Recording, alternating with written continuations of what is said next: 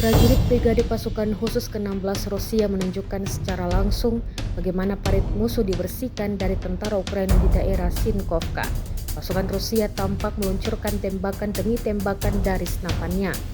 Dilanjutkan dengan serangan drone yang meluncur masuk dalam parit. Rekamannya beredar di Telegram pada Sabtu 13 Juli 2024.